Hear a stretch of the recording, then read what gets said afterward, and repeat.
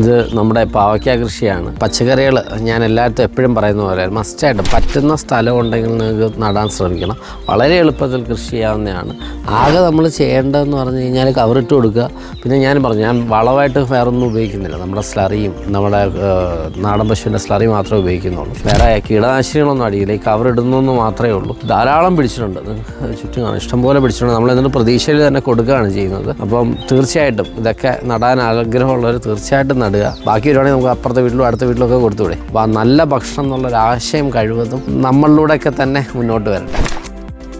ഇത് നമ്മുടെ ചീരയാണ്, നമ്മുടെ ബ്ലാത്താങ്കര ചീരയാണ്. അതിൻ്റെ കളർ കാണുമ്പോൾ തന്നെ അറിയാമല്ലോ, ഒരു ഭയങ്കര ബ്യൂട്ടിഫുൾ ആയിട്ടുള്ള കളറാണ്. നമുക്ക് ചെറിയ കിട്ടുന്ന സ്പേസിലൊക്കെ നമ്മൾ ചീര ഇട്ടിട്ടുണ്ട്. എന്താണെന്നറിയില്ല, അസുഖങ്ങളൊന്നുമില്ല. ഇനി അത് കണ്ടോ, കാരണം ഒന്നും അടിക്കാതെ. നീ ഇനം ആദ്യമായിട്ടാണ് ബ്ലാത്താങ്കര ഞാൻ ആദ്യമായിട്ടാണ് കൃഷി ചെയ്യുന്നത്. നീ ഇനത്തിൻ്റെ ആണോന്ന് അറിഞ്ഞൂടാ. എന്തായാലും ഒരു ഇലയൊക്കെ ക്ലീൻ ആയിട്ടിരിക്കുന്നു. അപ്പം ഇച്ചിരി എങ്കിലും സ്ഥലം ഉണ്ടെങ്കിൽ നിങ്ങൾ കുറച്ച് ചീര വിത്ത് ഒന്ന് ഇടുക, എളുപ്പത്തിൽ കിട്ടും. ഒന്നും ചെയ്യുന്നില്ല, ഞാൻ ഈ പറഞ്ഞ സ്ലറി മാത്രമേ ഉപയോഗിക്കുന്നുള്ളൂ. അപ്പം ഡെഫിനറ്റ്ലി ട്രൈ ഇറ്റ് ഔട്ട്.